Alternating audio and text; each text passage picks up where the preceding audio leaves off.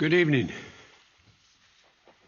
Before I turn to today's meetings, I want to say a short word about our ongoing fight against COVID-19 at home. We've made enormous progress in the United States. Much of the country is returning to normal, and our economic growth is leading the world, and the number of cases and deaths are dropping dramatically. But there's still too many lives being lost. We're still averaging the last 7 days loss of 370 deaths per day. 370 deaths, that's significantly lower than at the peak of this crisis, but it's still a real tragedy. We're approaching a sad milestone, almost 600,000 lost lives because of COVID-19 in America. My heart goes out to all those who've lost a loved one. I know that black hole that seems to consume you, that fills up your chest when you lose someone that's close to you that you adored. That's why I continue to say to America, if you've not been vaccinated, get vaccinated. Get vaccinated as soon as possible. We have plenty vaccinations. Plenty of sites. We have more work to do to beat this virus. And now's not the time to let our guard down. So please get vaccinated as soon as possible. We've had enough pain. Enough pain. Folks, I know it's after 9:30 Brussels time, 9:30 p.m., and I'm still at NATO. You're all excited about that, I know. But I've had a chance to meet with several leaders recently, and I've had calls with others. It's been an incredibly productive day here. I just finished meeting with President Erdogan of Turkey. We had a positive and productive meeting, much of it one-on-one. We had detailed discussions about how to proceed on a number of issues. Our two countries have big agendas. Our teams are going to continue our discussions, and I'm confident we'll make real progress with Turkey and the United States. But now I want to thank Secretary General Stoltenberg for leading a very successful NATO summit today. I had the honor of leading off the discussion today among the 30 nations. And I pointed out that we're facing a once-in-a-century global health crisis. At the same time, the democratic values that undergird our alliance are under increasing pressure, both internally and externally. Russia and China are both seeking to drive a wedge in our transatlantic solidarity. We're seeing an increase in malicious cyber activity. But our alliance is a strong foundation on which our collective security and our shared prosperity can continue to be built. And I made a point to make clear that the U.S. commitment to Article 5 of the NATO Treaty is rock solid and unshakable. It's a sacred commitment. NATO stands together. That's how we've met every other threat in the past. It's our greatest strength as we meet our challenges of the future, and there are many. And everyone in that room today understood the shared appreciation, quite frankly, that America is back. We talked about Russia's aggressive acts that pose a threat to NATO and our collective security. That's why I met with the Bucharest Nine, the Eastern Flank allies, in advance of this summit. And today I also met with the leaders of the three Baltic states, Estonia, Latvia, and Lithuania. I shared with our allies that what I'll convey to President Putin, that I'm not looking for conflict with Russia, but that we will respond if Russia continues its harmful activities. And we will not fail to defend the transatlantic alliance or stand up for democratic values. As allies, we also affirmed our continued support for the sovereignty and territorial integrity of Ukraine. We agreed to keep consulting closely on nuclear deterrence, arms control, and strategic stability. And there was a strong consensus in the room among the leaders in that meeting on Afghanistan. Our troops are coming home, but we agreed that our diplomatic, economic, and humanitarian commitment to the Afghan people and our support for the Afghan National Defense and Security Forces will endure. And I welcomed our allies and partners to recognize that the counterterrorism efforts must continue to ensure that Afghanistan never again becomes a safe haven for attacks on our countries, even as we take on terrorist networks in the Middle East and Africa. And I'm deeply gratified that as an alliance, we adopted a far-reaching plan to make sure NATO can meet the challenges that we face today and in the future, not yesterday. The NATO 2030 agenda, and that we agreed to fully resource that agenda. The last time NATO put together a strategic plan was back in 2010, when Russia was considered a partner and China wasn't even mentioned. We talked about the long-term systemic challenges that China's activities pose to our collective security today. We agreed to do more to enhance the resilience of our critical infrastructures around the world, including trusted telecommunications providers, supply chains, and energy networks. We agreed to enhance our cooperation with our democratic partners in the Indo-Pacific to meet challenges that exist there. We also endorsed a new cyber defense policy, NATO's first in the past 7 years, to improve the collective ability to defend against counter threats from state and non-state actors against our networks and our critical infrastructure. And we adopted a climate security action plan, which several years ago people thought we never would do, for reducing emissions from NATO installations and adapting to the security risks of climate change while keeping us sharp, very, very sharp on our ability to deter and defend against threats. And finally, we agreed that among the most important shared missions is renewing and strengthening the resilience of our democracies. I pointed out we have to prove to the world and to our own people that democracy can still prevail against the challenges of our time and deliver for the needs of our people. We have to root out corruption that siphons off our strength, guard against those who would stoke hatred and division for political gain, this phony populism, invest in strengthening the institutions that underpin and safeguard our cherished democratic values, as well as protecting the free press and independent judiciaries. All of those are on the agenda. That's how we'll prove that democracy and that our alliance can still prevail against the challenges of our time and deliver for the needs of our people.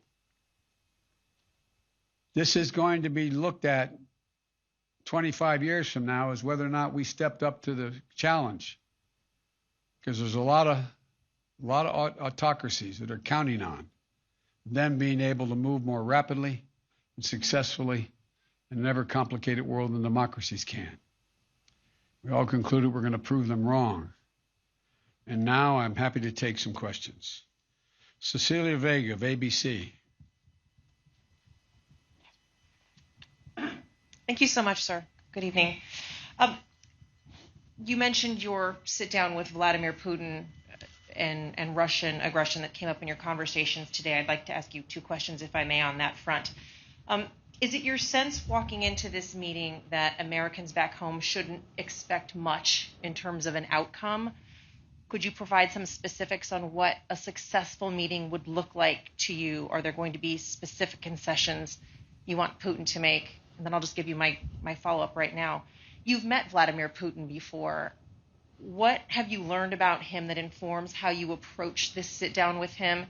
And what's your mindset walking into a meeting with a former KGB agent who you've said has no soul? I'll tell you all that when it's over. Look, I've been doing this a long time. The last thing anyone would do is negotiate in front of the world press as to how he's going to approach a critical meeting with another adversary and or someone who could be an adversary. It's the last thing I'm going to do. But I will tell you this.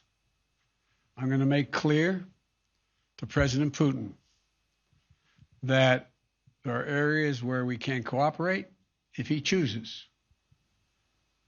And if he chooses not to cooperate and acts in a way that he has in the past relative to cybersecurity and some other activities, then we will respond. We will respond in kind. There need not be. We should decide where it's in our mutual interest, in the interest of the world, to cooperate and see if we can do that. And the areas where we don't agree, make it clear what the red lines are.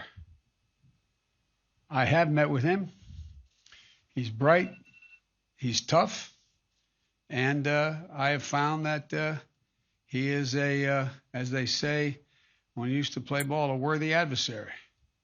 But the fact is that I will be happy to talk with you when it's over, not before, about what the discussion will entail. Nancy Cordes, CBS. Thank you, Mr. President. I also have two questions about Vladimir Putin. The first is, have any of the world leaders you've met with this week expressed concern that by meeting with President Putin this early in your presidency, that it'll look like you're rewarding him? What's your second question? The second question is what it will mean for the U.S.-Russia relationship if Alexei Navalny were to die or be killed in prison. Every world leader here as a member of NATO that spoke today, and most of them mentioned it, thanked me for meeting with Putin now. Every single one that spoke. And I think there were probably about 10 or 12 that spoke to it, saying they were happy that I did that I was going to do that. And they thought it was thoroughly appropriate that I do. And I had discussions with them about, in the open, about what they thought was important from their perspective and what they thought was not important. And so the interesting thing is, I know, and I'm not being critical of the press, I really mean this, give my word, but generically you all thought, was Biden meeting him too soon? I haven't found a world leader who doesn't think it's not soon, it's just soon enough. Everyone that I've spoken to, privately and publicly, it doesn't mean there aren't some out there, but it's not likely that a head of state is going to stand up in front of 29 other heads of state and say, boy, I'm glad you're doing this, in effect. So there is a consensus. And they thanked me for being willing to talk with them about the meeting and what I intended to do. So I haven't found any reluctance. There may be someone, but not in open today or in the meetings I privately had as well. And Navalny's death would be another indication that Russia has little or no intention of abiding by basic fundamental human rights. It would be a tragedy. It would do nothing but hurt his relationships with the rest of the world, in my view, and with me. Jeff Zeleny, CNN.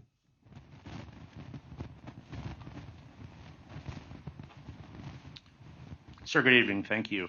In a weekend interview, Vladimir Putin laughed at the suggestion that you had called him a killer. Is that still your belief, sir, that he is a killer? and I'll continue the trend if you don't mind of asking a second question. Do you believe if he does agree to cooperate, then what kind of a challenge do you find yourself in? How would you ever trust him? And if Ronald Reagan said trust but verify, what do you say to Vladimir Putin? To answer the first question, I'm laughing too. Well, look, I mean, he has made clear that the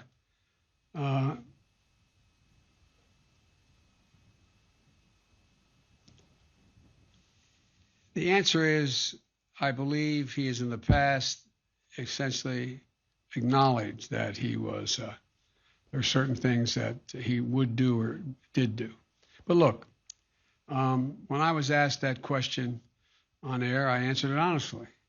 But it's not much of a, I don't think it matters a whole lot in terms of this next meeting we're about to have.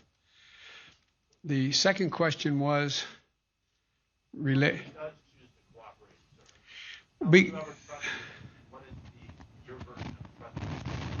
I'd verify first and then trust. In other words, everything would have to be shown to be actually occurring. It's not about, trusting. It's about agreeing. You know, when you write treaties with your adversaries, you don't say, I trust you. You say, this is what I expect. And if you violate the agreement you made, then quote, the treaty's off, the agreement's off. And I'm hoping that that President Putin concludes that there is some interest in terms of his own interest in changing the perception that the world has of him in terms of whether or not he will engage in behavior that's more consistent with what is considered to be appropriate behavior for head of state. Ann Guerin, The Washington Post. Thank you, Mr. President. Here at this meeting and earlier at the G7, you've said several times that America is back at allies' side. But a lot of those allies are themselves pretty rattled by what happened on January 6th, an attempted overturning of your election. And they may still be alarmed by the continued hold that Donald Trump has over the Republican Party and the rise of nationalist figures like him around the world. What do you say to those allies? What have you been saying to them at these meetings about how the next president of the United States can keep any promises you make?